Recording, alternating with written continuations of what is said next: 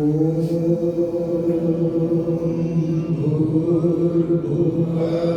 स्वः तत्सवितुर्वरेण्यं भर्गो देवस्य धीमहि धियो यो नः प्रचोदयात् धियो यो नः प्रचोदयात् धियो यो नः प्रचोदयात्।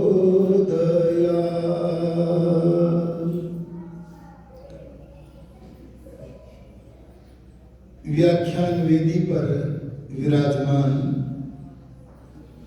सभापति के आसन को सुशोभित कर रहे आदरणीय धर्मराज जी, आज के हमारे मुख्य अतिथि महोदय,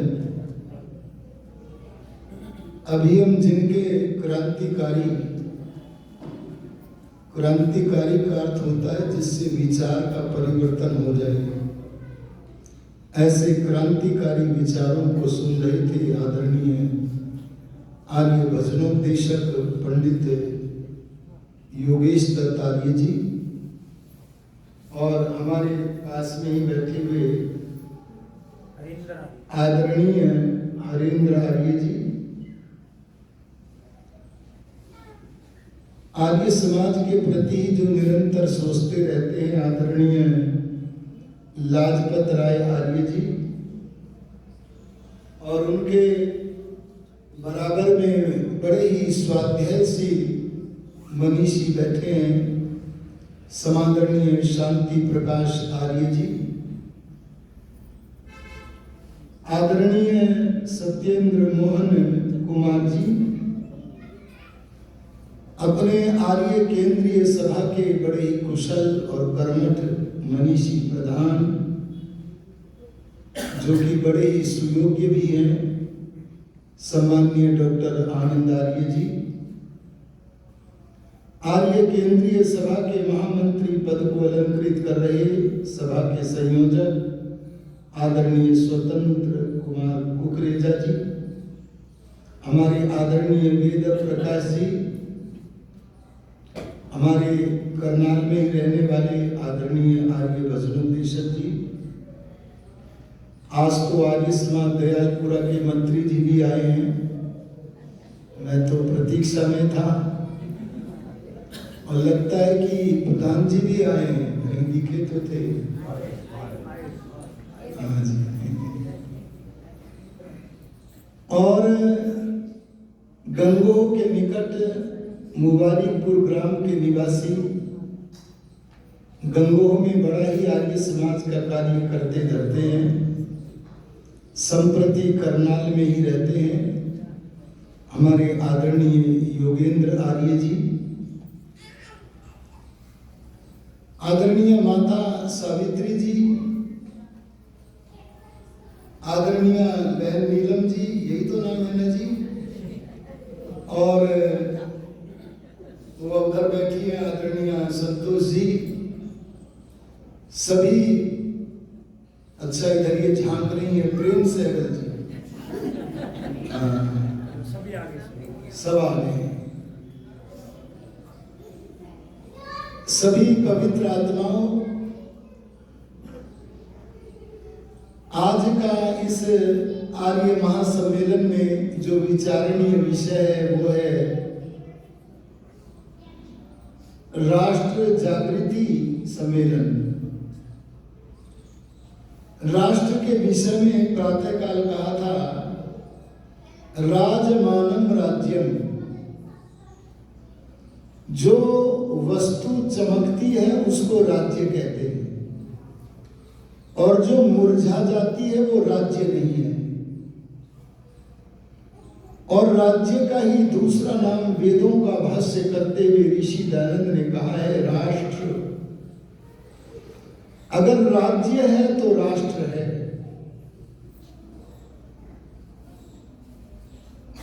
यहां वास्तविकता यह है कि चमक कम है, इसी कारण नेहरू जैसे लोगों का ये साहस हुआ कि उन्होंने भारत को राष्ट्र मानने से मना कर दिया। पीछे लोकसभा में वर्तमान प्रधानमंत्री जी ने कहा कि विपक्ष कहता है मैं नेहरू जी का नाम नहीं लेता, पर आज बार बार लूंगा। तब उन्होंने कहा कि नेहरू जैसे लोग अपने देश को राष्ट्र नहीं मानते थे, लेकिन हमारी आत्मा यदि है तो उसका नाम राष्ट्र है। राष्ट्र को कई वस्तुओं से चमकाना चाहिए, यह हमने प्रातःकाल कहा था। जैसे भाषा, समान भाषा हो, जैसे मातृभूमि के प्रति समान भाव हो, जैसे संस्कृति के प्रति समान भाव हो, इसका नाम है राष्ट्र। आज अमर क्रांतिकारी चंद्रशेखर आजाद जी का बलिदान दिवस भी है। कैसा सुंदर योग है। उन्होंने अपना नाम आजाद ही इसलिए रखा था, मैं भी आजाद हूं और अपने देश को भी आजाद करके छोड़ूंगा। ऐसे बलिदानियों के कारण हम आज काम कर रहे हैं। ये महान देशभक्त थे, राष्ट्रभक्त थे। मैं राष्ट्रभक्ति के इस वक्तव्य में आपसे प्रश्न पूछना चाहूंगा। बताओ, राष्ट्र बड़ा है या धर्म? अरे बोलो, राष्ट्र वाले हाथ खड़ा करो। राष्ट्र वाले, लंबा सा हाथ। ये राष्ट्र वाले हाथ खड़ा है, बहुत लंबी संख्या है राष्ट्रवादियों की। कई लोगों ने हाथ खड़ा नहीं किया है। उनको भी टटोलने का मेरा मन है, क्योंकि जागरण जो होना है। आप लोगों ने हाथ खड़ा किया, कहा नहीं धर्म बाद में है, राष्ट्र पहले है। लेकिन कई लोगों ने, अनेक लोगों के हाथ खड़ा करने पर भी हाथ खड़ा नहीं किया। लगता है उसके मन में कोई दूसरा विचार हो सकता है। तो जो ये मानते हैं कि नहीं, राष्ट्र से धर्म बड़ा है, ऐसे लोग यदि यहां बैठे हैं तो वो भी हाथ खड़ा कर दें। नीलम जी देखो, अरे बड़ी थोड़े से लोग हैं, ये तो जमानत जब्त हो जाएगी। आर्यो ध्यान देना, धर्म बड़ा है कि राष्ट्र, ये प्रश्न जब सामने आता है तो राष्ट्र जागरण का पुरोधा दयानंद कहता है। अरे कौन कहता है? पूरा विशेषण भी तो बोल दो। राष्ट्र जागरण का पुरोधा दयानंद कहता है, अगर धर्म है तो राष्ट्र है, और धर्म नहीं है तो बोलो राष्ट्र। ये आदरणीय पंडित योगेश दत्त जी, माने इनके पूर्वज लाहौर में, अरे लाहौर कहाँ है जी? पाकिस्तान में। बोलो, ऐसे भजन बोलते थे कि नहीं? अरे स्वामी श्रद्धानंद जी महाराज लाहौर में बड़ी बड़ी वक्तृताएं, लाहौर में बड़े बड़े प्रवचन देते थे कि नहीं? देते थे। अब कौन सा कारण है कि तुम्हारे देश का वो भाग आपका देश नहीं है? बोलो, कोई तो कारण होगा। अरे बोलो, कोई तो कारण होगा। क्या कारण है? उसका कारण यह है कि हमने चादर ओढ़ रखी थी। चादर, हमें चादर उड़ा दी गई थी जी, और उस चादर का नाम था धर्मनिरपेक्षता की चादर। हम धर्मनिरपेक्ष बने रहे। विश्व में धर्मनिरपेक्ष नाम का अगर कोई जंतु है तो उस जंतु का नाम है हिंदू। या आपने कोई मुसलमान भी धर्मनिरपेक्ष देखा है? अरे बोलो, जिन्ना धर्मनिरपेक्ष था क्या? अपना पूरा तुम्हारा कुछ नहीं होता।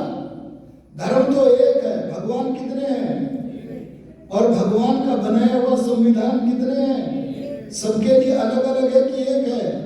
तो धर्म तो एक ही है।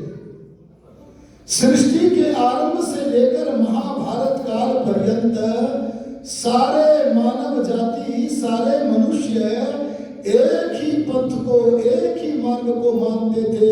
उस वेद मार्ग का नाम ही था धर्म। अरे बोलो क्या नाम था?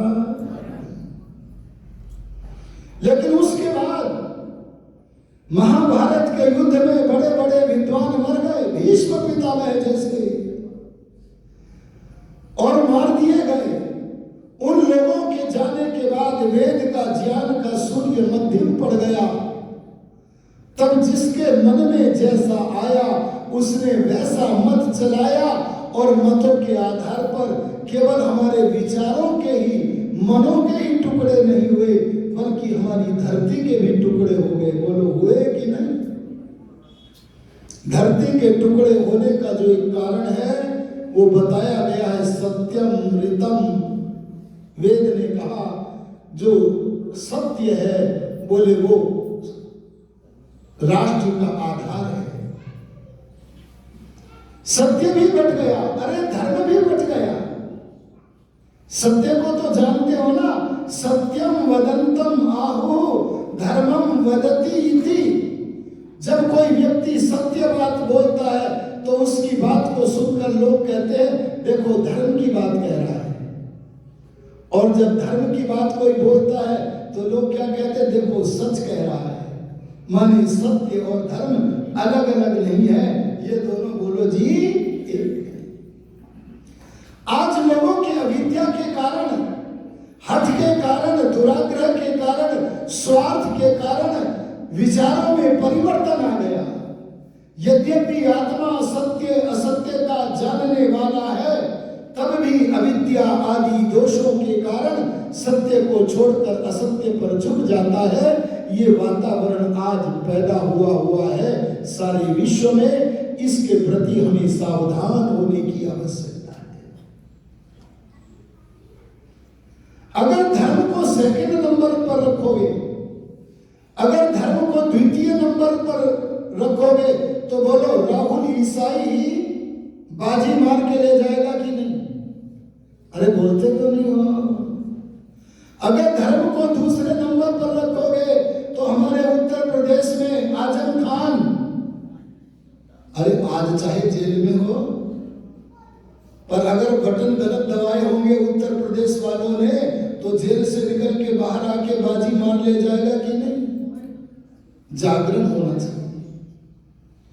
आपसे मैं कहना चाहता हूं, अपने लिए न जियो, अपने स्वार्थों के लिए न जियो, बल्कि राष्ट्र के लिए जो काम हो रहा है उसे अपने सामने रखो।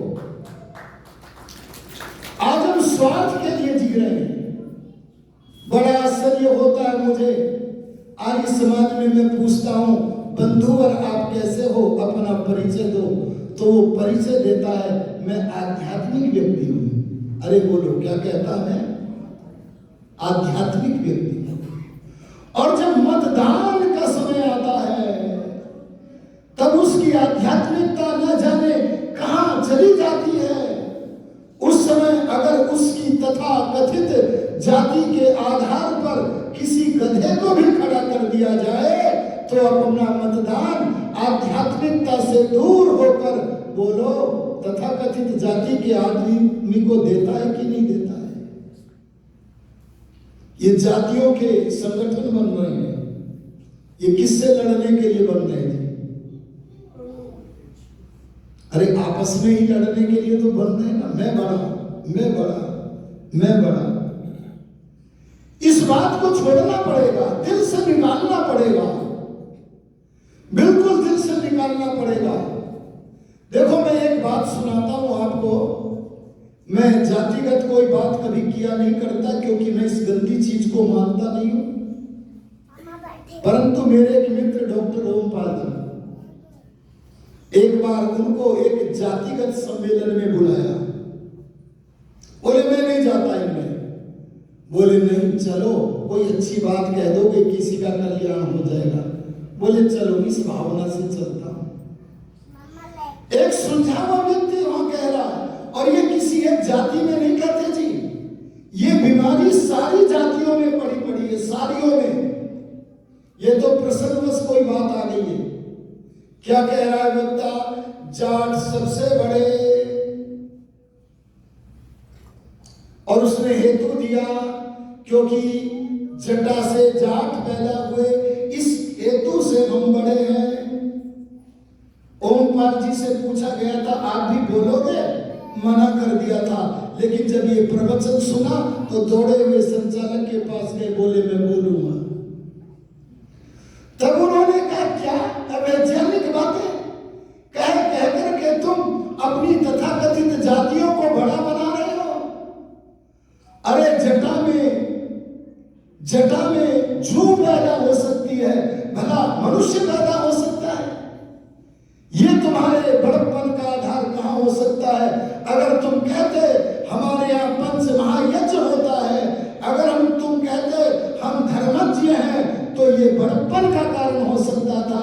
लेकिन तुम जटा में पैदा हुए, ये कोई बड़प्पन का कार्य नहीं है। एक खड़ा हो गया, बोला तुम आर्य समाजी तो नहीं हो?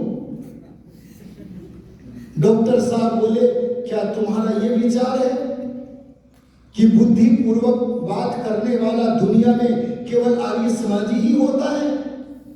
क्यों जी, यही तो अर्थ निकला कि नहीं निकला?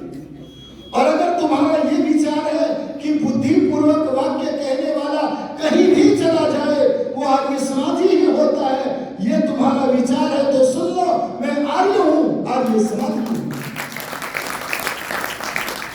आपसे मैं कहना चाहूंगा, अगर गर्व करना है तो आध्यात्मिक बन करके भगवान के दिए हुए नाम को स्वीकार करो, और वो भगवान का दिया हुआ सनातन नाम है आर्य।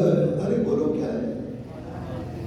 पीछे के जन्मों में भी तुम्हारे काम आया था ये नाम, इस जन्म में भी ये आर्य नाम काम आवेगा, और आने वाले जन्मों में भी ये आर्य नाम काम आवेगा।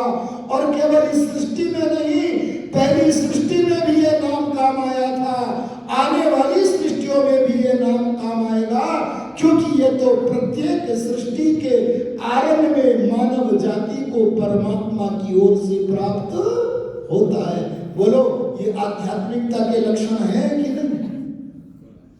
मैं कुछ छोटी मोटी बात कह रहा हूं क्या है? अरे बोलो ना, तुम्हें कैसा नाम याद दिलाया ऋषिदान ने? अरे तुम्हारे पिता का दिया हुआ नाम, सनातन नाम, जो पहले भी था, आज भी है, आगे भी रहेगा, उस आर्य नाम से अभिमान करो। ये मनुष्यों के रखे हुए जो नाम है, ये नाम तुम्हारी उन्नति के कारण नहीं हो सकते।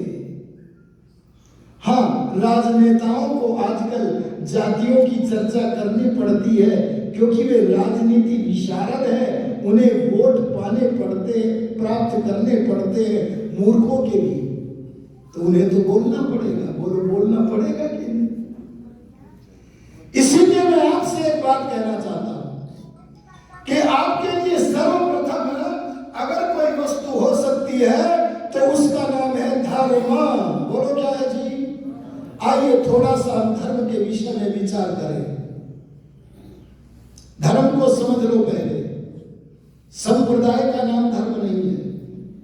ऋषिदान के शब्दों में ही कहना चाहूंगा, क्योंकि उनकी परिभाषा आधुनिक संदर्भ में है, आधुनिक प्रसंग में है। वे कहते हैं जिसका स्वरूप ईश्वर की आज्ञा का यथावत पालन। आज के विषय से संबंधित जो अर्थ है, मैं इन वाक्यों का उतना ही अर्थ करूंगा, पूरा अर्थ नहीं करूंगा। क्या कहा? धर्म का स्वरूप क्या है जी? जो ईश्वर को मानता है वो धार्मिक है, जो ईश्वर को नहीं मानता बोलो वो धार्मिक। इसका मतलब क्या हुआ? वामपंथी धार्मिक। अरे बोलो, यावत् जीवेत् सुखम जीवेत् ऋणम कृत्वा घृतम पिबेत् भस्मीभूतस्य देहस्य पुनरागमनम कुतः, ऐसे बोलने वाले बोलो धार्मिक। इसका मतलब पहला लक्षण ये है धार्मिक होने का कि हम ईश्वर के अस्तित्व पर विश्वास रखते हो। जागरण यही है, भगवान के लिए जियो। अरे बोलो किसके लिए जियो? अगर सेवानिवृत्त हो जाओ तो केवल भगवान के लिए जियो। अरे भगवान को पाने के लिए जियो, साक्षात्कार करने के लिए जियो। यौवन काल में हमने धन कमाया, बच्चों का लालन पालन पोषण कर दिया, अब तो ईश्वर का साक्षात्कार करने के लिए, ईश्वर का सेवक बन करके वैदिक धर्म के सूत्र में वैदिक धर्मियों के साथ जुड़ करके वेद के उत्थान के लिए काम करो तो जीवन की सार्थकता बने। ये धर्म का पहला लक्षण है। अगर ऐसा करोगे तो राष्ट्रीयता अक्षुण्ण रहेगी, सुरक्षित रहेगी, तो वोट गलत नहीं जा सकता।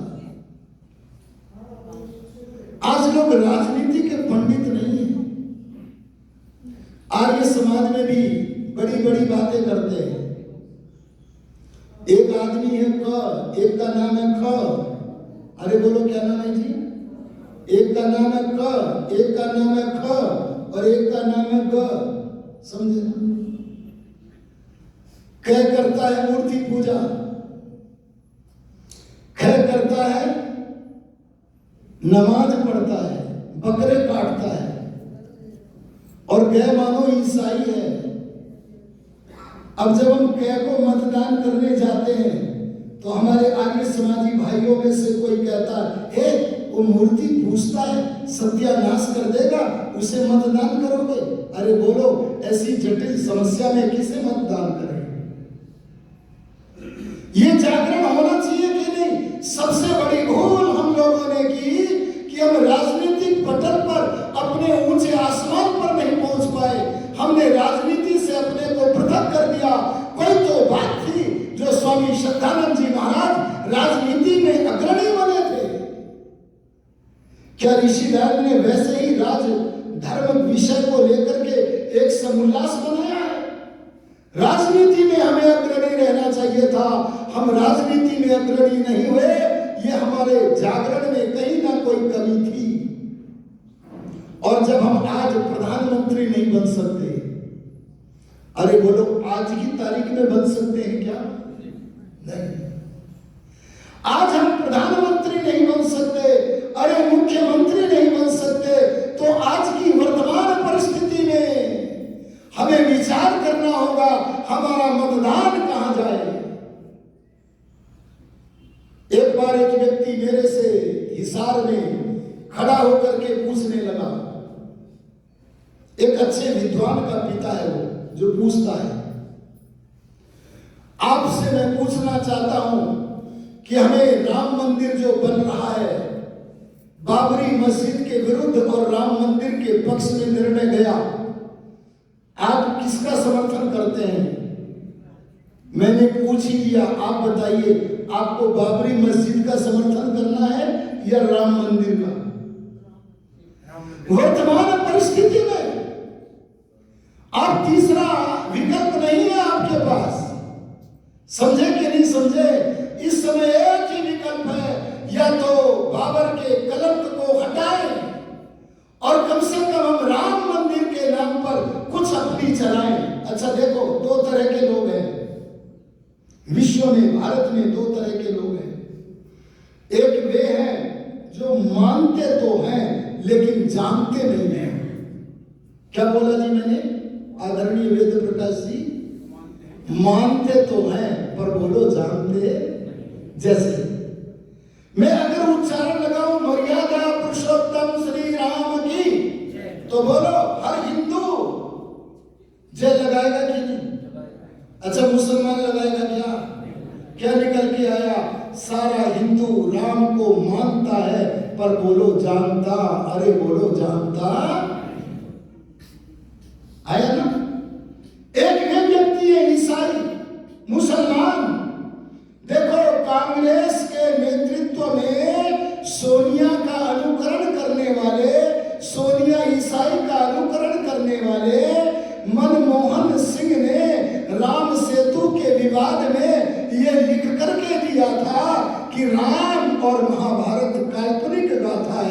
इसका इतिहास से कोई संबंध नहीं। अब विचार करके देखिएगा, ये लोग जो राहुल ईसाई जैसे लोग हैं, आजम खान जैसे लोग हैं, ये न तो जानते हैं, अरे बोलो न मानते हैं। अच्छा, हिंदू ये यज्ञ को मानता है कि नहीं? पर जानता नहीं है जी। अहमदाबाद में एक सज्जन मेरे को ले जा रहे हैं, बोले आचार्य जी मेरी फैक्ट्री में यज्ञ कराना है, चलो चलते हैं। चल पड़े। रास्ते में पूछा, बार बार एक ही प्रश्न पूछा, मैं मौन हूं।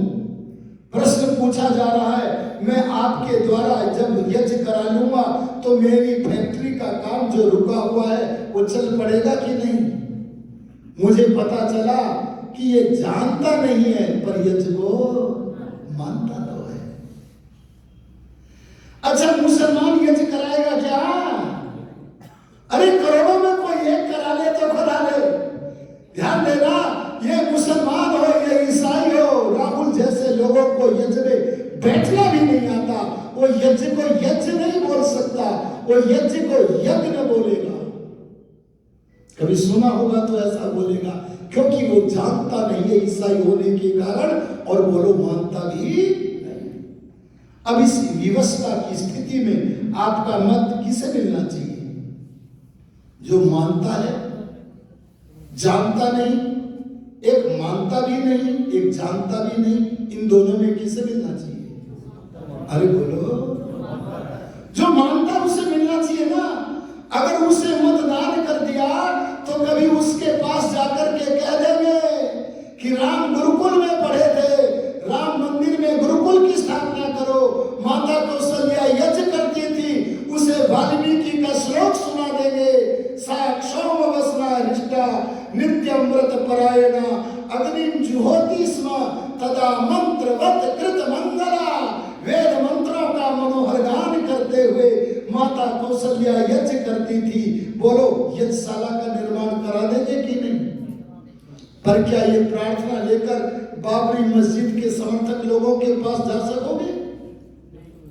एक उदाहरण देना और चाहता हूं मैं। एक बिजली का तार जा रहा है जिसमें हाई वोल्टेज है। आपको पता है इसका करंट सामान्य नहीं है, बहुत बड़ा करंट है। मैं आपसे कहूं कि इस लाइन को छू लो, आप छू लोगे? क्यों? क्योंकि आप जानते भी हो कि इसमें करंट है, और जानते ही नहीं मानते भी हो। ध्यान देना, जो जानते भी हैं और जानने के कारण करंट से बचे हुए भी हैं, वो आर्य हैं, पर वो विवश हैं उन लोगों को मतदान करने के लिए जो जानते चाहे ना हो पर कम से कम मानते तो हैं। एक उदाहरण और देकर के समझाना चाहूंगा। आप जहां पर बैठे हैं, अगर आपकी पीठ के पीछे अचानक कोई सर्प नाग आ जाए, मैं आपसे कहूं देखो नाग, और आपने उसे देख लिया, माने जान लिया, तो बैठे रहोगे कि उठ के आगे को आओगे? आहा, नाग है, इसे आप जानते भी हो, और केवल जानते ही नहीं, अरे बोलो उसे। ऐसे ही मैं कहूंगा, जो जानते भी है मानते भी हैं, आज की वर्तमान परिस्थिति में राजनीति का नियम ये कहता है कि वे संख्या में कम होने के कारण गणवंतो विश्वमार्यम के स्वप्न को साकार करने के लिए हमने श्रद्धानंद जैसा पुरुषार्थ नहीं किया, इसलिए संख्या कम है, इसलिए विवशतः आज हमें मतदान उनको करने की विवशता है जो जानते चाहे न हो पर बोलो जी मानते। आई ना बात समझ में? इसलिए कई लोग वो सोशल मीडिया पे लिखते हैं, वो तो मूर्ति पूजता है, उसे वोट नहीं देंगे, तो क्या नमाज पढ़ने वाले को देंगे? ये जागरण की बात कर रहा है। तो क्या बकरा काटने वाले को देंगे? अरे जैसे लाहौर से हमें खदेड़ा, आज हम लाहौर में हमें कोई बुलाने वाला नहीं है, और हम वहां जाए तो वहां जाकर प्रवचन करने की स्थिति में भी नहीं है। बोलो ये स्थिति करनाल में भी आनी चाहिए क्या? इसीलिए मैं कहना चाहूंगा राजनीति के नियमों को समझो। राजनीति के नियम क्या है? योस्मान द्वेष्टियम वयम द्विष्मस्तम वोजम भेदधमा। ये राजनीति का नहीं, बल्कि ये साधना के आंगन में जो खेल खेलते हैं, उन साधना के आंगन में खेलने वाले खिलाड़ियों का नियम है। राजनीति का नियम दूसरा है। राजनीति का नियम क्या है? उसका अर्थ है यथा योग्य व्यवहार करना चाहिए।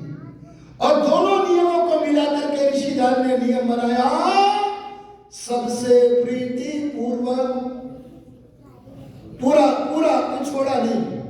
आगे बोले धर्मानुसार, धर्म माने सत्य असत्य का विचार करके, ये अर्थ धर्मानुसार। और फिर कैसे करे? यथा योग्य। दयानंद जैसे व्यक्ति सामने हो तो चरणों में झुक जाओ, और शत्रु कोई हो, दुष्ट कोई हो तो विचार किए बिना उसे नष्ट कर दो। इस तरह राजनीति के नियम जो वेद में बताए हैं, उन राजनीति के नियमों को समझ करके हम लोगों का कर्तव्य है कि हम उन्हें मतदान करेंगे जो चाहे जानते न हो, लेकिन कम से कम वो वैदिक विचारधारा को बोलो मानते तो हो। अच्छा, आरएसएस वाले वेद को जानते हैं क्या? बोलो जी, पर मानते तो है जी। अच्छा, वे अपना नाम आर्य रखते हैं क्या? पर आर्य नाम से विरोध नहीं है उन्हें। ध्यान देना, ये हमारे वे भाई हैं कि जो जानते नहीं है, उन्हीं में से तो पकड़ पकड़ करके लाते हैं हम यहां। इसलिए ऋषिदार ने पहला धर्म का स्वरूप बताया, जिसका स्वरूप ईश्वर की आज्ञा का यथावत पालन। बस इतना बता दो, कितनी मिनट हो चुकी है मैं भूल गया, या ये बता दो कहां तक बोलना है। मैं विस्मृत कर गया, कहां है स्वतंत्र ना है। तो क्या बजे से शुरू किया था? आधा घंटा है ना? हाँ ठीक है, बचाना मात्र था। आर्यों में आपसे निवेदन कर रहा हूं, धर्म का स्वरूप क्या है? ईश्वर को मानो। ईश्वर को जानता नहीं है व्यक्ति, पर मानता तो है, वो आपके करीब है। और दूसरा क्या? जिसका स्वरूप ईश्वर की आज्ञा का यथावत पालन, पक्षपात रहित न्याय। मैं इनकी ज्यादा व्याख्या नहीं कर रहा, क्योंकि आज के प्रसंग का विषय नहीं है। पक्षपात रहित न्याय माने किसी का पक्ष न लो, निष्पक्ष रहो। पक्षपात रहित न्याय सर्वहित करना, जिस काम के करने में किसी का भी अहित न हो, बोलो उसका नाम क्या है? धर्म। उसका नाम क्या है? जातिवाद को बढ़ाने से भगवान का प्यार नहीं मिलेगा, ये गारंटी से मान लो। क्या कहा जी मैंने? अरे आत्मा के रिश्ते से समझो ना। देखो, धार्मिक कार्य करते हुए लोग कितने अधार्मिक होते हैं। मैं एक उदाहरण देता हूं। एक गृहस्थ प्रतिदिन अपने घर पर पुरोहित को बुलाकर यज्ञ कराता था, लेकिन यज्ञ की शिक्षाओं को जीवन में नहीं उतारता था। उसकी परीक्षा लेने का प्रोग्राम उसके पिताजी ने बनाया कि यह यज्ञ को जीवन में उतारता है या नहीं। और उसके पिताजी ने 6 महीने पहले वानप्रस्थ की दीक्षा ले ली थी, घर से बाहर रह रहे थे। पुरोहित जी से परामर्श करके निर्णय किया, इस तारीख को परीक्षा लेंगे। और परीक्षा का वो समय सुना जो उस गृहस्थी पुत्र के भोजन का समय था। बस वो अपने व्यापारिक प्रतिष्ठान से भोजन करने आया। उसकी पत्नी ने भोजन तैयार करके परोसा ही था कि पुरोहित जी मुख्य द्वार से घर में प्रवेश करते हुए बोले, रुको रुको रुको रुको। बोले भोजन बड़ी मुश्किल में तो समय मिला है, ये रोकने को आ गए। बोले क्यों रुको? बोले पहले यज्ञ करो, यज्ञ शेष खाने का अधिकार है।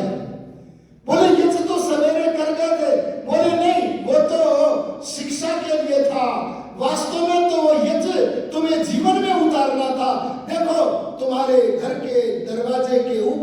एक कौवा बैठा है, एक कुत्ता बैठा है, गाय में खड़ी है, उसको खिलाकर उससे जो बचे वो खाओ, बलि वैश्व देवी यज्ञ के खाओ करके खाओ। बोला ना ना ना, ये मेरे कुटुंबी।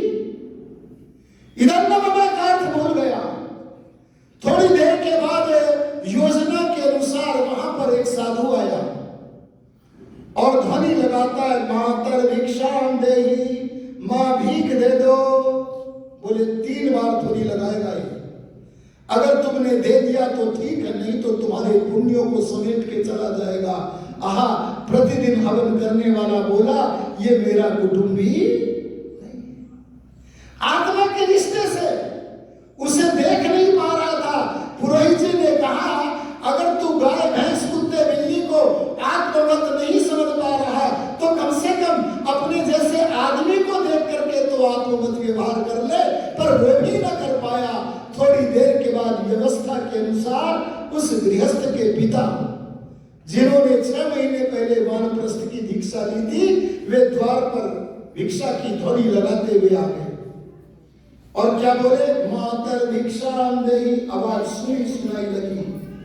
गृह पत्नी दौड़ी दौड़ी गई, अरे पिताजी आए हैं, पिताजी। दौड़ी हुई आई और आकर के अपने पति को बोली, भोजन बाद में करना, पहले पिताजी को कराएंगे।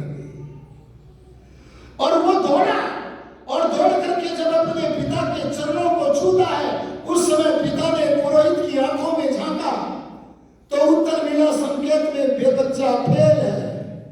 वो तुरंत अपने पैरों को पीछे कर लिया और कहने लगा, पुत्र मैं किसी नास्तिक से पैर नहीं छुआता। बोले पिताजी आप मुझे नास्तिक कैसे कह रहे हो, पुरोहित जी से पूछ लो, मैं तो प्रतिदिन यज्ञ करता हूं। तब वो गुरु बोले, वो पिता बोले, क्या प्रतिदिन यज्ञ करने मात्र से तुम आस्तिक नहीं हो गए, बल्कि यज्ञ की शिक्षा को उतारते हुए अगर तुमने आत्मवत व्यवहार नहीं किया तो तुम आस्तिक नहीं। देखो वेद में कहा है, यस्तु सर्वाणि भूतानि आत्मैवा भूत विजानतः। जो सारे प्राणियों को अपनी आत्मा के समान समझता है। इसलिए मैं कहना चाहता हूं, जातिवाद के पाखंड से ऊपर उठकर मानवता के लिए, राष्ट्र के लिए अगर सोचेंगे तो हमारा राष्ट्र आगे बढ़ेगा। हाँ, बहुत सारी आपत्तिजनक बातें आज की सरकारों में भी है, लेकिन कम से कम इस समय तो तुलनीय यही है कि जो विधर्मी लोग हैं उनसे बचने का प्रयत्न कैसे किया जाए। आगे क्या कहा, धर्म कितने हैं आपने वो सुना तो होगा ना, हिंदू, मुस्लिम, सिख, ईसाई आपस में सब। अरे सुना है कि नहीं सुना है? तो बता दो। अच्छा, धर्म कितने, उंगली उठा दो, 1 2 3 4 है जी। आप तो बड़े पके हुए लोग। कई जगह तो 4 की उंगली उठती है और मुसलमान केवल 1 उठाता है। अरे जो चीनी समझकर धूल फांक रहे हैं वे मुसलमान 1 कहते हैं, केवल हमारा ही धर्म है, कुरान ही धर्म है, बाइबल ही धर्म है। और ये हिंदू कैसा फुसफुसिया है रे, कैसा फुसफुसिया है। सुषमा स्वराज जी एक दिन बोल रही थी, अब तो संसार में नहीं है। क्या बोली आदरणीय वेद प्रकाश जी, हम गीता को राष्ट्रीय पुस्तक बनाएंगे। पर मैंने सोचा इनकी कमर की रीढ़ की हड्डी इतनी मजबूत नहीं है कि विधर्मियों के आक्रमण को ये झेल सके। ये गीता को राष्ट्रीय पुस्तक नहीं बना सकते। वैसे गीता राष्ट्रीय पुस्तक बनने के योग्य नहीं है, बल्कि राष्ट्रीय पुस्तक बनने के योग्य तो परमात्मा की वाणी है। पर ये गीता को भी नहीं बना सकते और बोलो बनी क्या।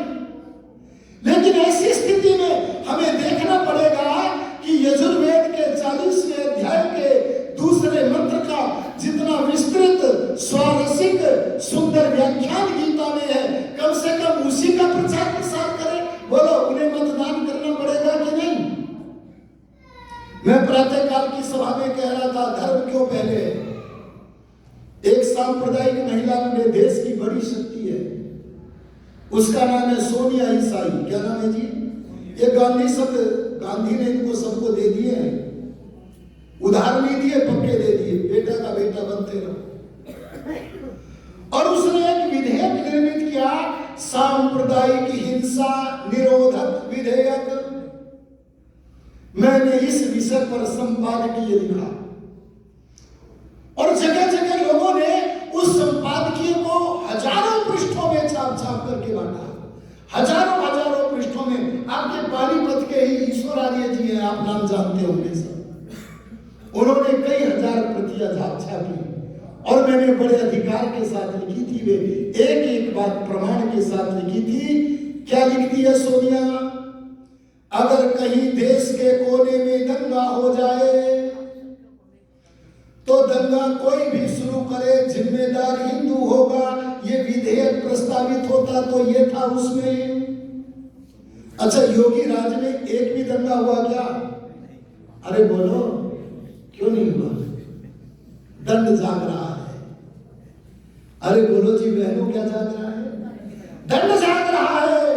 ये दंड जगना चाहिए। ऋषिधर ने राष्ट्र धर्म का पाठ पढ़ाते हुए कहा, जहां दंड जागता है वहां कल्याण ही कल्याण होता है। तब किसी ने पूछा, आप तो लोगों को मारने की बात करते हो दयानंद, आप तो लाल लाल पलंग के ऊपर उसके ऊपर लगा करके जला देने की बात करते हो, इतने निष्ठुर हो, कठोर हो। तब दयानंद बोले, तुम हमारी करुणा को नहीं जानते। अरे दंड व्यवस्था का विधान करने वाले लोगों के मन में जो करुणा है, तुम उसे स्पर्श क्यों नहीं कर सकते? इसमें भारी करुणा है हमारे मन में, इसलिए हम कठोर दंड की व्यवस्था कर रहे हैं। बोले क्या करुणा है? तब उन्होंने कहा, जो पापी पाप करने से बच नहीं पा रहा है, अगर उसे प्राण दंड करके शरीर ले लिया जाए तो वो पाप करने से बचेगा। बोलो, इसमें कल्याण है कि नहीं? अगला जन्म परमात्मा की व्यवस्था से मिलेगा और दूसरे उस पापी के कारण जो लोग अपने घरों में भी नहीं रह पा रहे हैं। ये हमारे आदरणीय योगेंद्र जी बैठे हैं,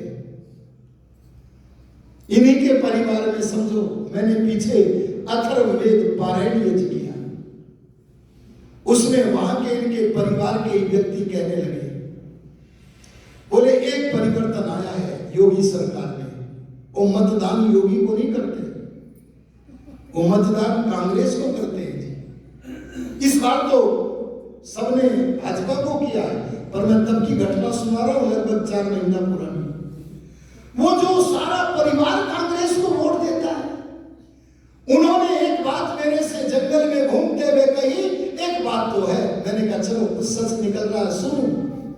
तो उन्होंने कहा, गंगोह से जब मुबारकपुर जाते थे, बैठे बहन जी बैठी है, वो भी बैठे, बोले जब हम गंगोह से आते थे तो कई सारे युवक युवतियां लड़के और बड़े सारे इकट्ठे हो जाते थे। मैंने कहा क्यों होते थे? बोले अपने गांव मुबारकपुर जाना है तो रास्ते में एक बाग पड़ता है और बाग में से निकल करके दुष्ट छीना झपटी करते हैं, उससे बचने के लिए हम संगठित होकर जाते थे। और अब तो कोई लड़की हो लड़का हो, योगी का डंडा चल रहा है और अकेला रात दिन हम आते हैं, ये बात तो है। अरे सुनो, जो योगी को वोट भी नहीं देते उनको भी ये वाक्य बोलने के लिए विवश होना पड़ रहा है। अरे मैं कहना चाहूंगा, राजनीति के नियमों को समझो। अरे मूर्ति पूजा, हम एक बात और मैं कहूंगा, हम उन लोगों का सहयोग करें पर उन जैसे न हो जाए, ये भी ध्यान रखना पड़ेगा। हम उन लोगों का राजनीतिक पटल पर अगर सहयोग करें या उनसे सहयोग लेवे तो हम उन जैसे न हो जाए, बल्कि अपने विचार में कोई परिवर्तन न करते हुए, कोई झुकाव न लाते हुए। दयानंद ने अपने जीवन में कोई परिवर्तन विचार में नहीं किया, कोई झुकाव में नहीं लाए। ऐसे बन करके हमें उनके साथ रहना पड़ेगा, ये राजनीति का नियम कहता है। तो पता लगा धर्म कितने हैं जी? एक। अच्छा, ये किसके लिए है? क्या करनाल वालों के लिए केवल? देखो भाई, एक बात पूछता हूं, संसार में दो प्रकार के मत चल रहे हैं। अरे बोलो कितने प्रकार के? एक नए हैं, नए को बोलते हैं नूतन, एक पुराने। आप लोग नए को मानते हो कि पुराने को? अरे खुल के बोल दो, किसको मानते हो? पुराने वाले हाथ खड़ा करो। पुराने, शशि जी भी पुराने। अच्छा, कुछ ने हाथ खड़े भी नहीं किए। जो कहते हैं पुराने को नहीं मानते, नए को मानते। कोई नया वाला है क्या? दयानंद से पूछा, तुम नए को मानते हो कि पुराने को? तब जन जागरण करता हुआ दयानंद बोला, जो नया है मैं उसे नहीं मानता। तो क्या पुराने को मानते हो? बोले पुराने में नए में कोई अंतर नहीं है। आज जो नया है कल वो पुराना हो जाएगा। आज जो पुराना है, अरे बोलो वो कभी नया था। एक उदाहरण के द्वारा समझो। एक गप्पी को गप चलाने का मौका मिला। अरे बोलो किसका मौका मिला?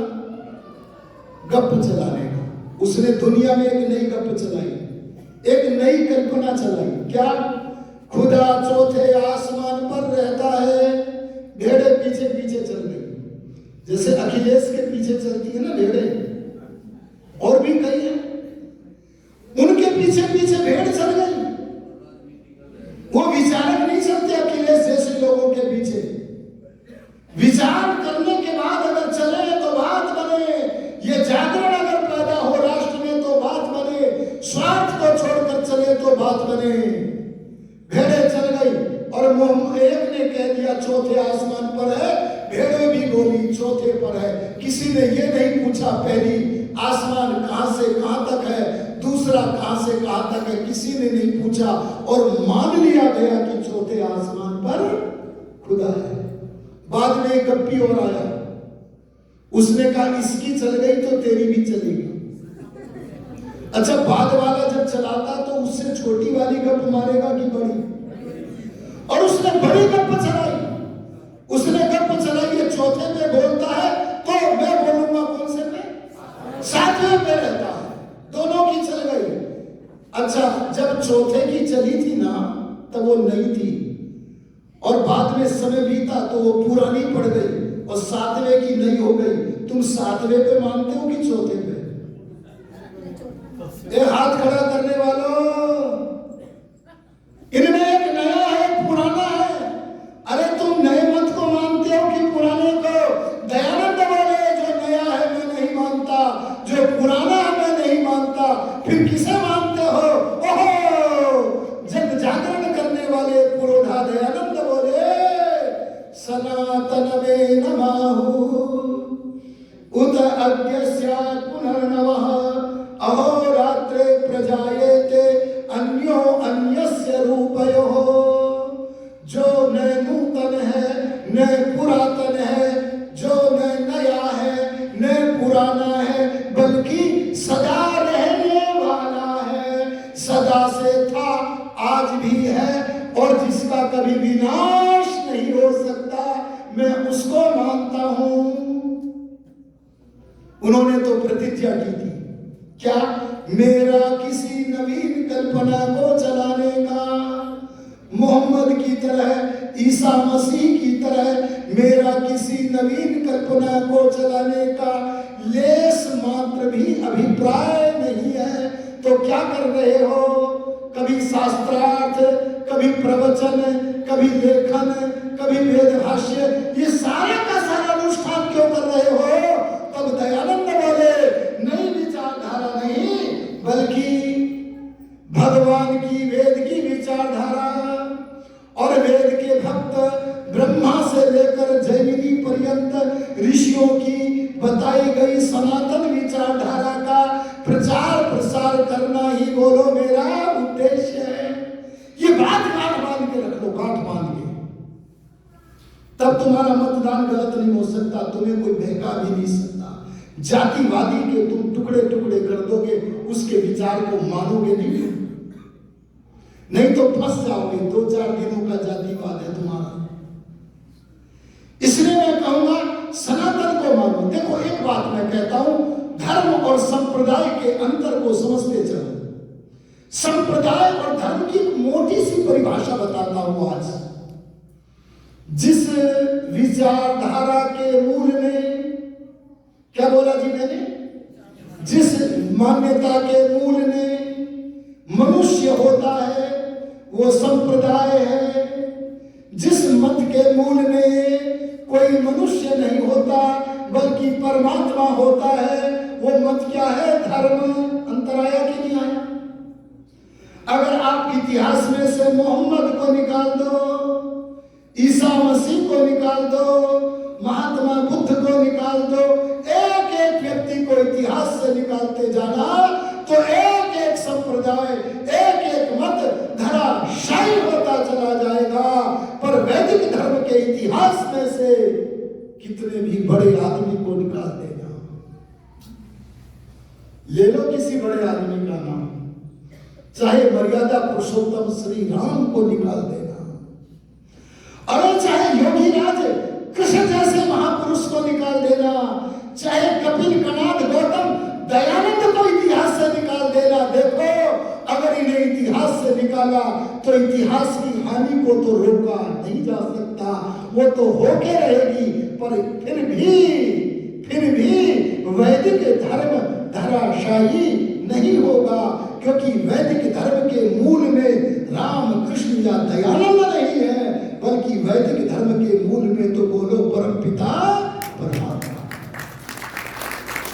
आर्यो श्री राम हो, चाहे योगी राज कृष्ण हमारे आदर्श हो, चाहे महर्षि दयानंद हो, ये सारे के सारे सत्य सनातन वैदिक धर्म के प्रचारक थे, प्रसारक थे, संरक्षक थे।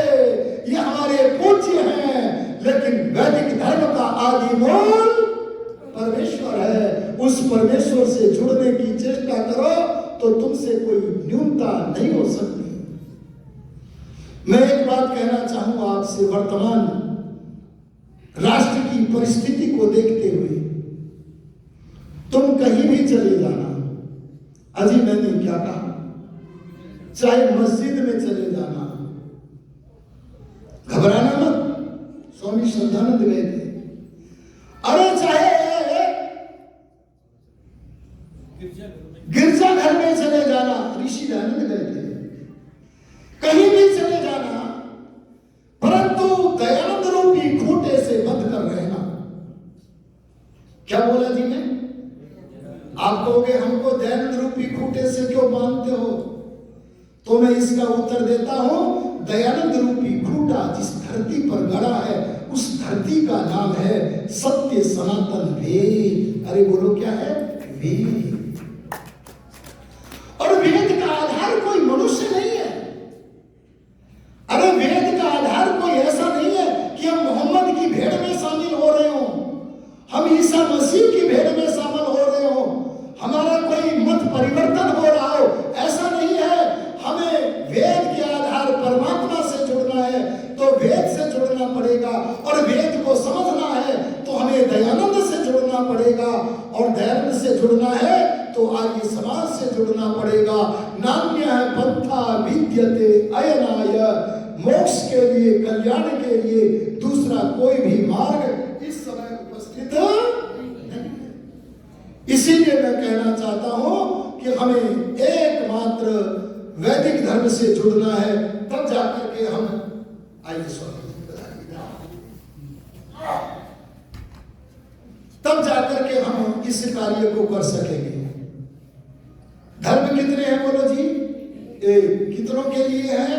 सब मनुष्यों के लिए यही एक मानने योग्य है। और देखो एक बात और कहता हूं, धर्म के आधार पर मैंने कल सुबह भी कहा था, या कल दूसरा दिन है ना इसको, कल कहा था कि धर्म के अनुसार जो रीति रिवाज है, धर्म के अनुसार जो हमारे जीने के ढंग है, उनका नाम है संस्कृति।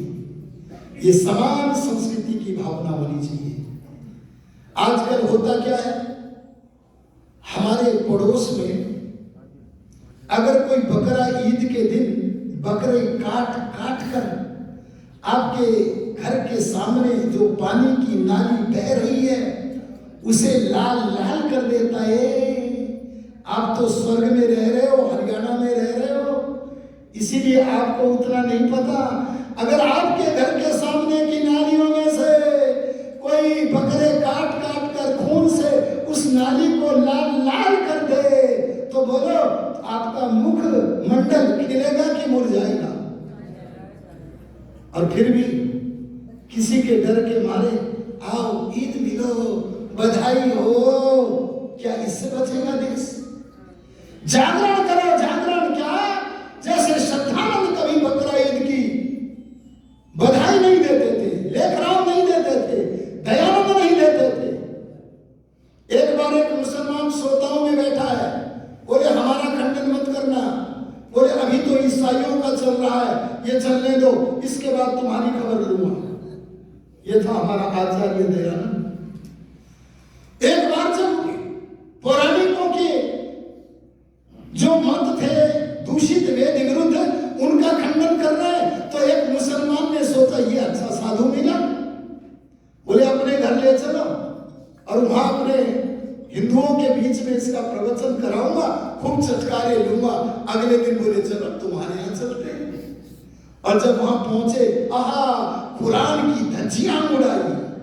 मैं प्रातः काल कह रहा था आर्य समाज का की स्थापना ऋषि धर्म ने केवल विद्या की वृद्धि के लिए नहीं की, उससे पहले उन्होंने जो लिखा उसका नाम है अविद्या का नाश। अरे बोलो किसका नाश? और सारे जितने भी पंथ हैं वो अविद्या के भंडार हैं। उन अविद्या के भंडार पंथों के नाश, उनकी विचारधारा के विनाश और वैदिक धर्म की वृद्धि के लिए हम लोगों को सर्वदा उद्यत रहना चाहिए। अगर हम ऐसा करें तो बात बने। खुशफुसिये होके मत रहो। एक बार मैं मुजफ्फरनगर के एक कस्बे में प्रवचन करके लौट रहा था, प्रातःकाल बस की प्रतीक्षा में खड़ा था, अखबार बट रहे थे, चर्चा थी उस समय कि किसी ने मोहम्मद का कार्टून बना दिया। वो पुराने जमाने की सरकार थी, आज की योगी सरकार नहीं। कहीं उत्तर प्रदेश को बदनाम करने लगो, वो पुरानी सरकार थी। उस समय किसी मंत्री ने कह दिया कि कार्टून बनाने वाले को अगर जिंदा लाया जाएगा तो इतना इनाम देंगे, बड़ा इनाम। और वहां फुसफुसिए खड़े थे, स्वामी जी फुसफुसिए। अरे बोलो कौन? जिन्हें जानकारी वेद की नहीं है। बोले देखो जी, एक आदमी मर गया, मरने के बाद उसके बाद उसका कार्टून बनाने की क्या जरूरत है? मैंने उस हिंदू को कहा, हिंदू तू क्या इस बात को जानता है वो मरने से पहले कितना बड़ा शांति का विनाश कर गया, कितना उपद्रव पैदा कर गया? उस व्यक्ति ने जो किताब लिखी, अगर वो किताब विश्व में रहेगी तब तक विश्व में शांति की स्थापना बोलो जी नहीं हो सकती। यह आक्रामक होना पड़ेगा। अगर नरेंद्र मोदी, योगी जी जैसे लोग कोई देशभक्ति का काम करे, अगर कोई धर्म के संस्कृति के अनुकूल काम करे, तो हम लोगों को कवच बन करके उनकी रक्षा, अरे बोलो, करनी पड़ेगी। ये जागरण लाना पड़ेगा। आपकी रिश्तेदारी आरएसएस से नहीं होनी चाहिए, आपकी रिश्तेदारी भाजपा से भी नहीं होनी चाहिए, किसी से नहीं होनी चाहिए। आपको भाजपा के आरएसएस के रंग में रंगना नहीं चाहिए। परंतु यदि आज हम उनका समर्थन करके या उनसे लेकर के वैदिक धर्म का उत्थान कर सकते हैं तो बोलो करना चाहिए कि नहीं करना चाहिए? ये जागृति आप लाओ, समय हुआ। अतः इन्हीं शब्दों के साथ मैं अपनी वाणी को विराम देता हूं। ओम शांति।